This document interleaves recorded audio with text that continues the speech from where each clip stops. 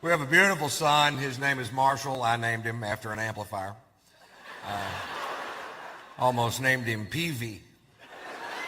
Come here, blah punk, you little woofer. Get over here. My son's 5 years old. My son thinks 5 years old is a very cool age to be because that's the coolest age he's gotten to. His favorite thing about being 5 years old is he's old enough to wear a seatbelt. That's his biggest visible step towards manhood so far in his eyes, you know. He's strapped in the truck just like his daddy, and he thinks that's great. I think it's great, too, because I drive a four-wheel drive truck, and I learned this about four-wheel drive trucks. It doesn't really matter how big the motor is or how big the tires are. Your macho days are over when you strap a car seat in the front of that bad boy. You just can't show it off to your buddies, you know what I mean? You can't make yourself go, what, that? That's got the Vortec V8 running 285 horsepower. Yeah! That's a man-at-the-walk power winch. That'll pull 28 tons right out of the ditch. Yeah! That's a play school car seat with the Big Bird steering wheel attachment right there on it. That's Bird on the blinker, Ernie on the windshield wiper. That's Big Bird in the middle. You can honk that fat bastard if you want to. Hell, in 2 weeks, I'll have the Cookie Monster flip mirror. Back-ordered it on me. I don't really drive the truck anymore. I bought this big two-story custom van to tour in, and it's kind of neat. It's got the James Bond couch in the back where you push a button, and the couch in the back automatically turns into a bed. And I'm like, well, that's cool. I finally got something over those Mercedes-Benz driving in-laws of mine. You know what I mean? When I first bought the van, I was real proud of it, and I took it straight over to my brother-in-law's house to show it off because he's such a prick. He takes one look at my new van and goes, I can't believe you didn't buy a Mercedes-Benz.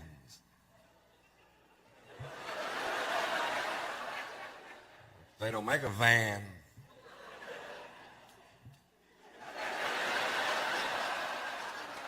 They hate it when you do that. He goes, Ron, I don't think you fully understand the intricacies of Mercedes-Benz engineering. Why, I've got the 3-inch windshield wiper that keeps my headlight clean in a rainstorm. I got a place to fuck your sister.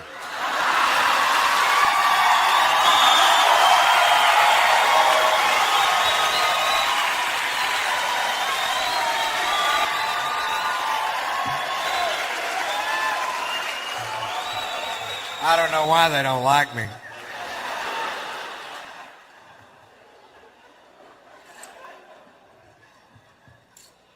Bet you wish you had one of these.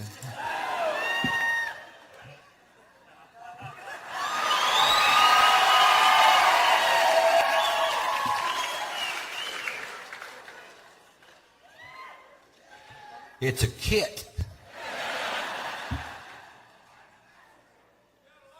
Kidding. I don't want to screw up good whiskey.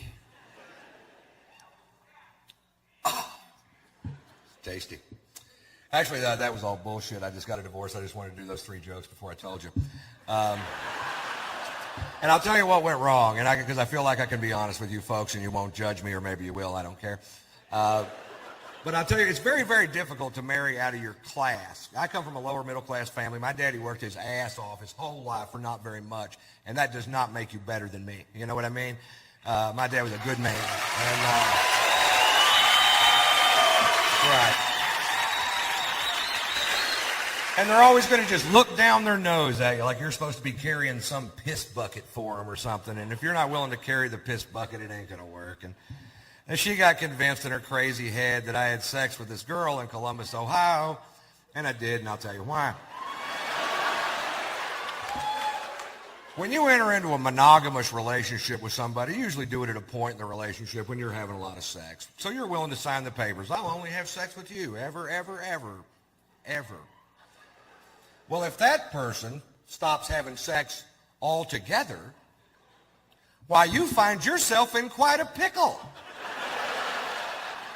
I'm a pretty good dog, but if you don't pet me every once in a while, it's hard to keep me under the porch.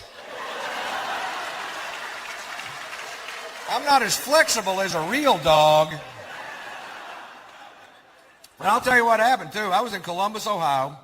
I hadn't been laid in 3 months. 3 months. You can't go 3 months without having sex with me. I'll go have sex with somebody else. I know. I've seen me do it.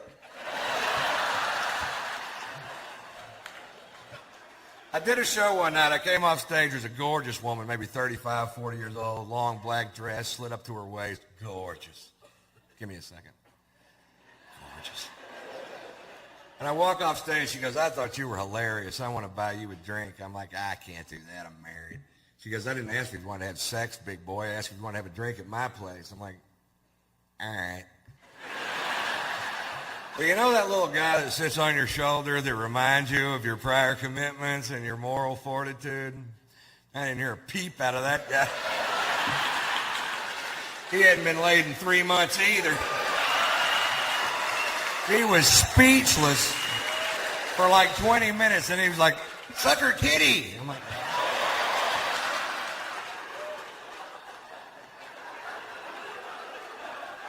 I was gonna. I'm having a three-way with my conscience.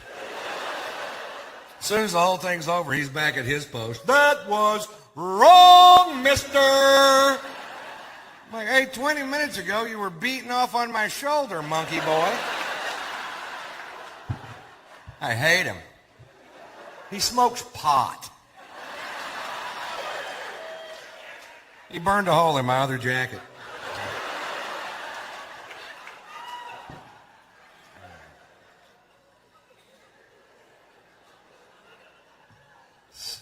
I've been spending a ton of time in Los Angeles. I learn things when I go to L.A. I learned this. They have bikinis now made out of seashells. I didn't know that. And I also didn't know this. If you're ever walking down the beach and you see a girl dressed in a bikini made out of seashells and you pick her up and hold her to your ear, you can hear her scream. Who'd have thunk it? I thought I'd hear the ocean, but not over that woman. Hush, ma'am. She was a wiggler. L.A. changes people. I got a buddy of mine from Houston. He's a comedian. Moved to L.A. 6 months ago. 6 months in L.A. Don't know him. 6 months in L.A. Now he's a vegetarian, a humanitarian, environmentalist. You know, great. If you're here tonight and you're a vegetarian, shut up. You're not going to recruit me. I did not climb to the top of the food chain to eat carrots. It's not even that good for you. You ever see a healthy-looking vegetarian? They look like shit, don't they? They're all plump and gray because their bodies become intolerant of things they need. And I'll give you an example. I'm on the way to the Melrose Improv in Hollywood to do a set with my buddy, and he says this, and I quote, I feel nauseous and I have a headache. I think that vegetable soup I had for lunch must have had beef broth in it. I didn't know what to say. Your system's kicking back broth? You're a manly man, aren't you? Why are you a vegetarian? I asked him, and it wasn't even because meat was bad for you. He said that raising cattle was bad for the planet with cow flatulence in the ozone and the clearing of land for the raising of cattle. What are you doing to help the environment? I'm eating the cows.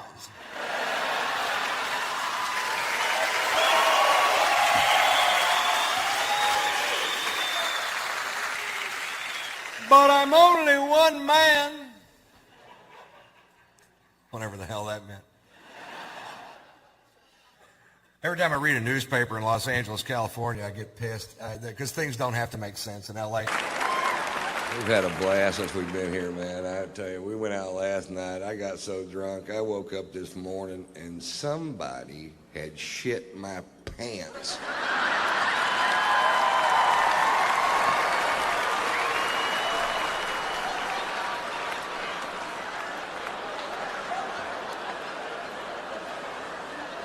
I don't know who it was, but I know he eats corn.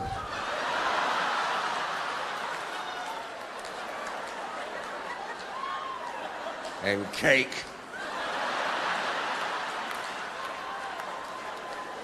Corn cakes, I think is what it was doing. I just got back from Europe. I took my son, Tater, to Europe. We were in Spain during the running of the bulls, but we didn't go to the event because we couldn't figure out why you would. The people that we know that live there were pitching this really hard, and they said that this event's been going on for over 500 years. And I'm like, what? Really? And they explained it to us. Apparently 540 years ago, a bunch of gay sailors in white suits with red scarves got all fucked up and turned loose the cattle and tried to, I'm paraphrasing.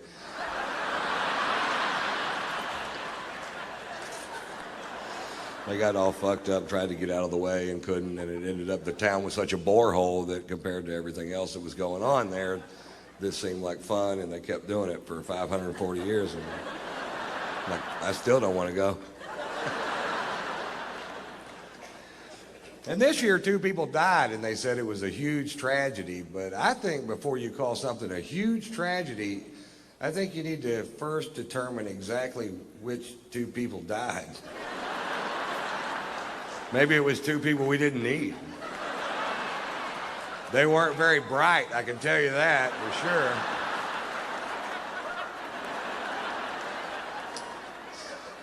This year, a bunch of Spaniards stood up and said the event should be canceled forever because it's so dangerous. I'm like, it took you 540 fucking years. Hey, fuck that, man. Have 2 a week. We changed the name from the running of the bulls to the thinning of the herd.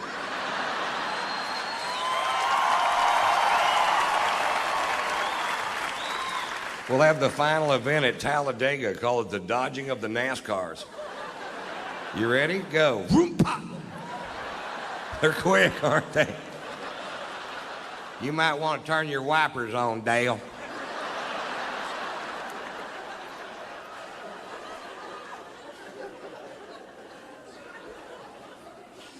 We were in London for 2 days, and I was afraid I hadn't allotted enough time to see London because it's one of my favorite cities with so much tradition and history.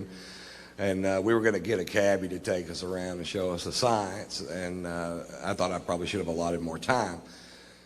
But if you get a cab driver in London that's a Scottish nationalist, which is somebody that believes that Scotland and England should have no ties whatsoever, they go home every night, watch Braveheart and beat off.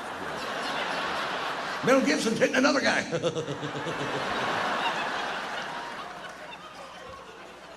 If you get a Scottish nationalist for a cab driver in London, you can see that city in about 10 minutes. I wouldn't go to Buckingham Palace if they paid me. I changed out my guards just for pussies and what it is.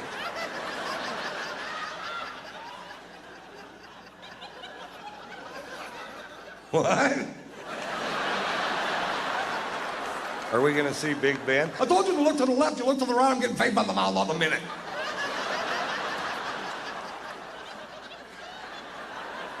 What?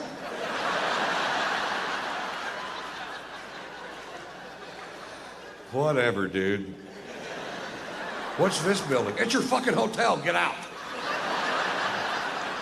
Yeah, what are we going to do with the other day and 3/4? Because the food's awful. It is awful, too. They took us to a place called the Fox and the Hound, and I'm pretty sure that's what we were eating. I don't know which one they were serving that night, but I can tell you this, it needed ketchup. And they didn't have any ketchup.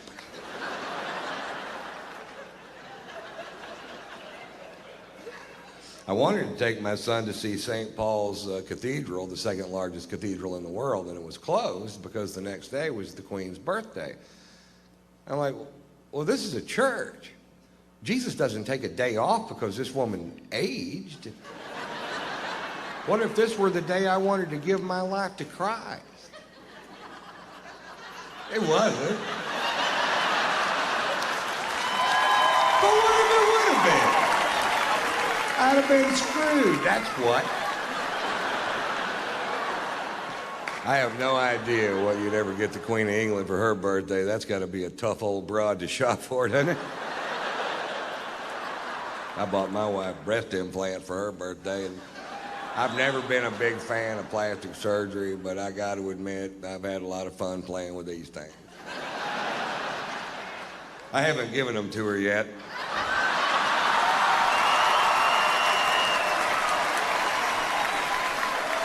I just keep them on my tour bus and just rub them in my face. I'm glad they clean up easy.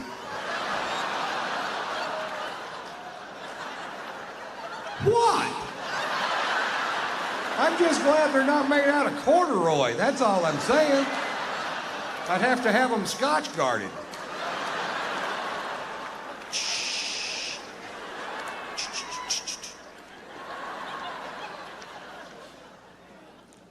I find it a little ironic that the product that I use to keep from ruining my sofa should I spill my drink on it is actually called Scotch Guard.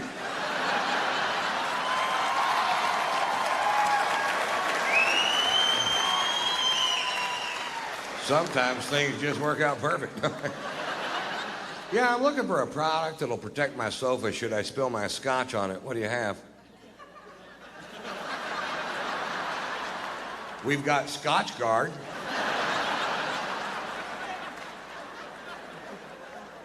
Yeah, let's go with that. Do you have Vodka Guard? How about Sperm Guard? It's a busy couch.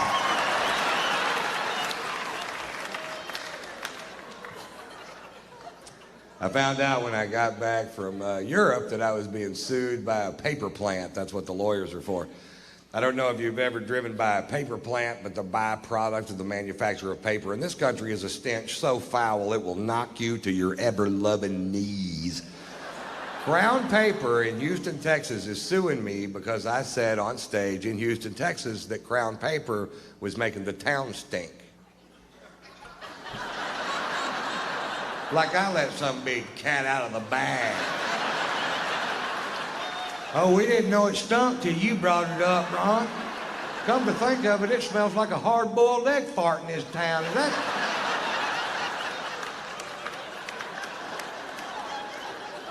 that somehow your fault, Mr. White?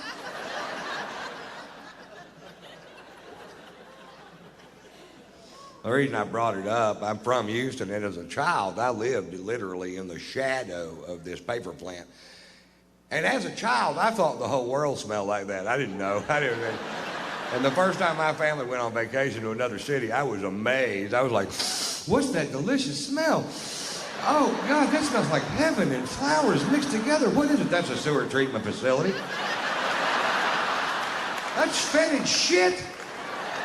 You should bottle that, send it to Houston. People can rub a little under their nose, walk right by that paper plant without throwing up their fucking lunch. And we found a new use for fetid shit. I think we all win.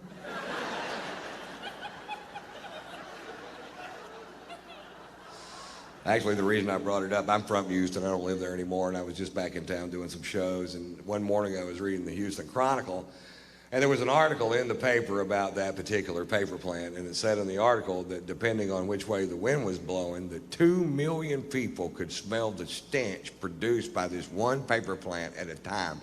That is a big odor. If it was music and 2 million people could hear it, they'd make them turn it the fuck off.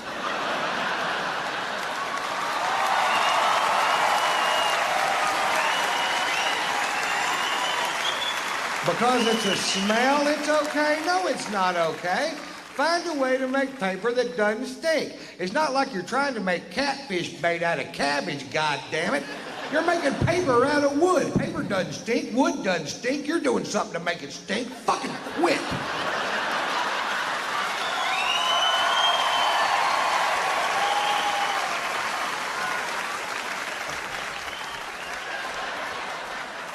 That's me dancing on my soapbox.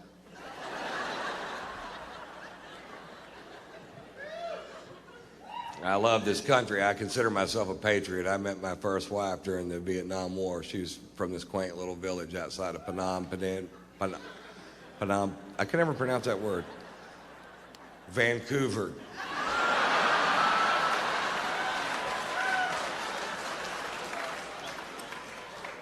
It's not true. It's funny, but it isn't true.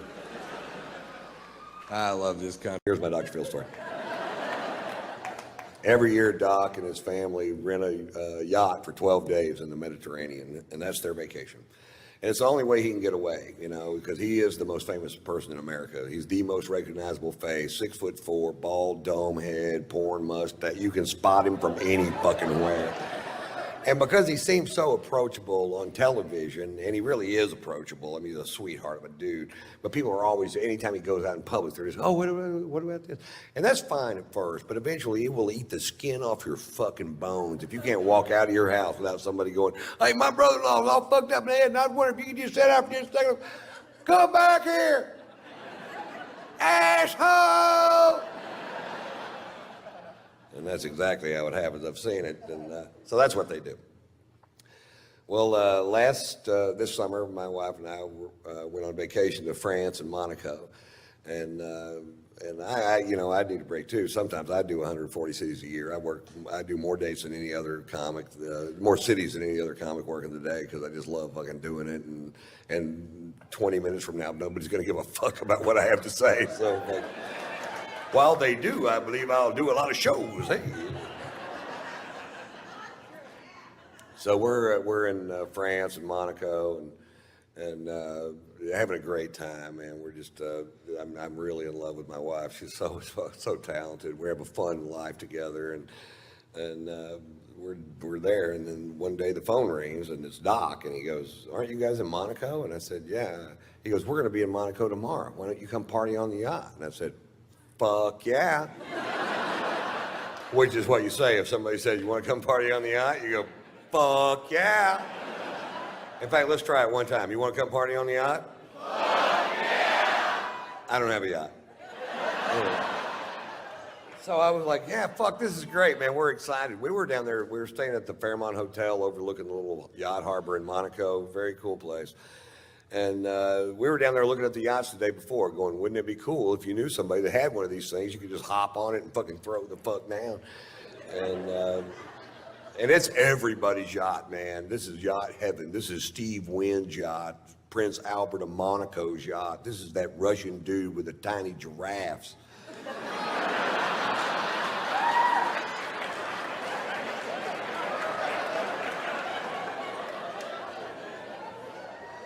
Anyway, they're coming in at 6:30 the next evening. So the next morning we wake up, or next afternoon we wake up and we go have this amazing lunch. And we're drinking this fucking great wine from France, probably.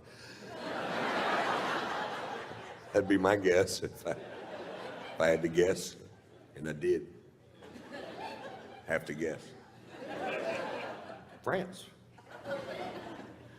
And we were just having a great day, sex, and just a fucking, and then we go down to the fucking harbor that evening at 6:30. Sure enough, Doc's backing in a 165-foot yacht. I'm not sure that's how they do it, but.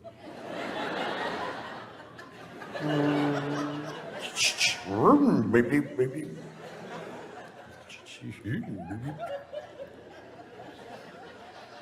So the only way to get on the yacht is to walk on this gangplank to get on the yacht. And I'm walking on the gangplank going, nobody's stopping me. And we get on the yacht, and there's our friends from California halfway around the world. Are you fucking kidding me? How much fun are we having? I'm hugging everybody. There's a bunch of people on the yacht. Anytime I'm hugging you and I'm in a strange place, what I'm really doing is looking over your shoulder trying to find a bar. That's why I'm turning you.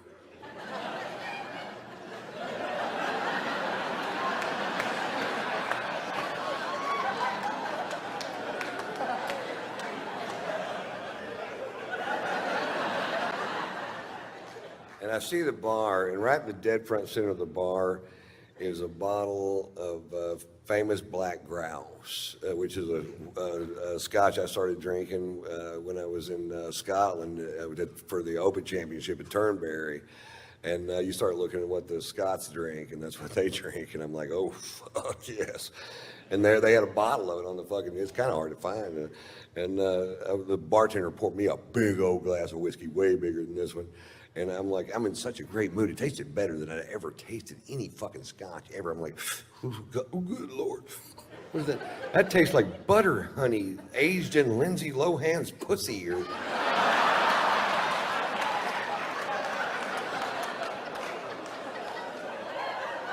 It tasted so good, I decided to skip dinner and just have a couple more of them. I'm gonna scare me up another one of these. That's one. How about one more? All right. I hadn't had a drink since lunch. I was fucking thirsty. I was going at it, you know. And Doc noticed I was really drinking hard, and he goes, boy, you're really drinking tonight, Ron. I said, yeah, Doc, some nights it just tastes like spring water. He goes, why don't you just drink spring water, Ron? I don't know, I'm not a fucking doctor.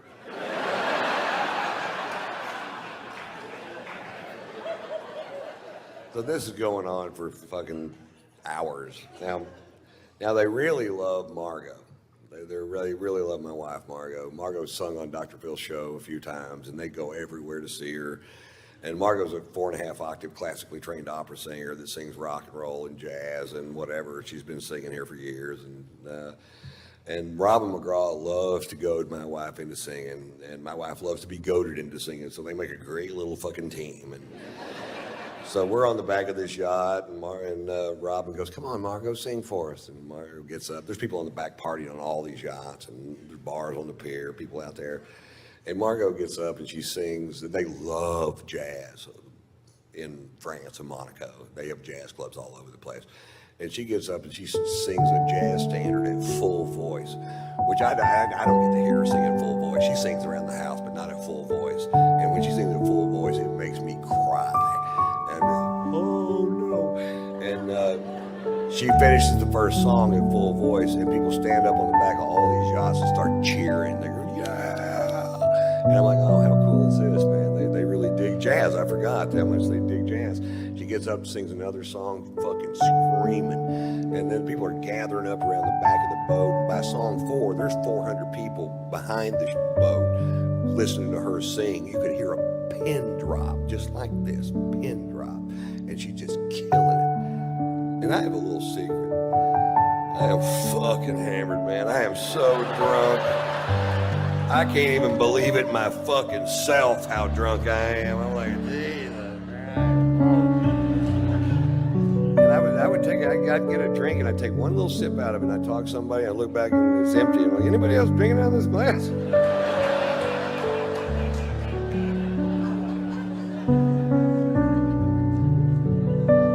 Miscalculations. Anyway, she does, I don't know, 7 or 8 songs and she goes, okay guys, that's enough. And she sits down and Doc goes, well, Ron, you want to do something?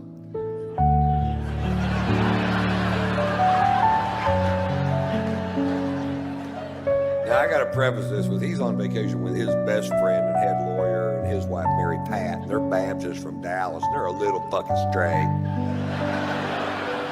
And they're about to find out my secret.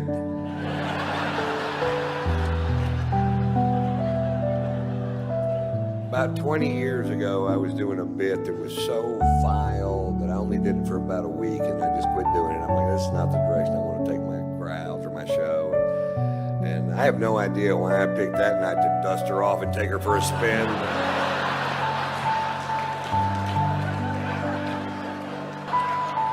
Yachts are pulling up anchor on both sides of us as fast as they can pull them up. They're leaving the harbor so fast there's a surfable wake. There's a stampede of tiny giraffes diving off the pier, swimming towards the ocean in certain death. People are pulling their kids off the pier. I went, I don't think they heard me. I'm going to do it again. Doc goes, that's enough out of you, Ron. And Margot's tapping me out. tapped out. Come on, baby, it's time to go. She's seen it. Come on, honey, let's just go back to the hotel. It's time for us to go. Come on, baby. Baby, let's just go back to the hotel. Come on, Ron.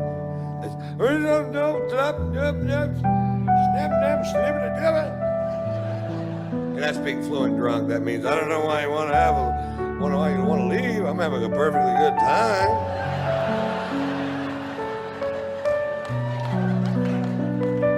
Turns out there was a consensus.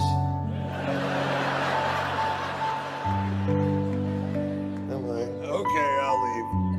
Now the only way to get off the ship is to walk back off that gangplank, and at the end of the gangplank, there's an 18-inch drop-off, and my wife's in front of me, Margaret's in front of me, and I get to the end of the gangplank. Doc goes, "Big step, Ron." I said, "Thanks, Doc," thinking I'd made a big step towards something. Fuck, I don't know. He's a big psychologist, not me. It's amazing how much speed you could pick up in 18 inches. It's nothing like falling over on the same level that you're already on. I slammed down to that fucking pier. I landed square on this elbow, dislocated this shoulder, put a 4-inch gash down the back of my arm, and I was so drunk I just bounced off that pier.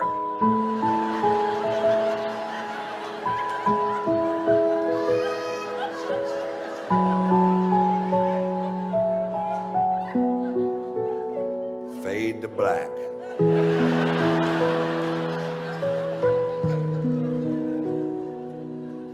I wake up the next morning with the shoe buddies.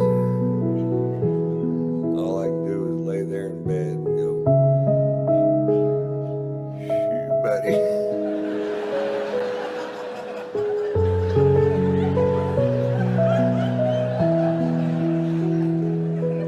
I can't move my shoulder. Shoe buddy.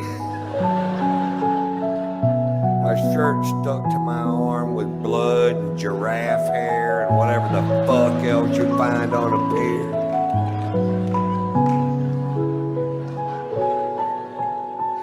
Shoe buddy. I have a wet Jolly Rancher in my armpit.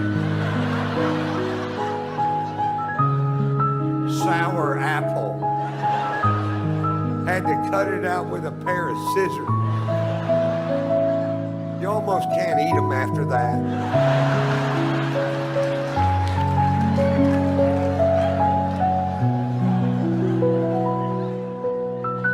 Shoot, buddy. I slowly open my aching fucking eyes.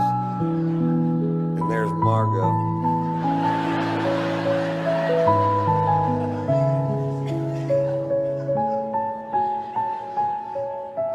What happened?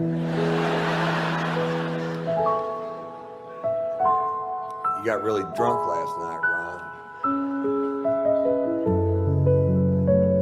What'd I do? Well, you did the tits fucking Mamie Eisenhower story.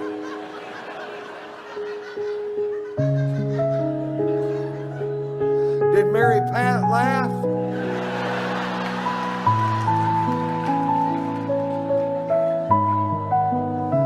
Mary Pat left is what Mary Pat did. Shoot, buddy. You think they're going to invite us back over to party on the yacht today? Because I don't know what's going to happen now, Ron. I don't know. Walks out of the room, slams the door. And I just start berating myself. I'm like, why do you do that, Ron? Why do you get so drunk it ruins things for other people? Why can't you just drink like a regular goddamn person? Is that too much to ask? You have a wonderful son and a beautiful wife, a great career. Why don't you make some changes in your life that'll make a difference in the long run? And about then the phone rang and it was Doc and he goes, "You guys gonna come party on the yacht?" And I said, "Fuck yeah!"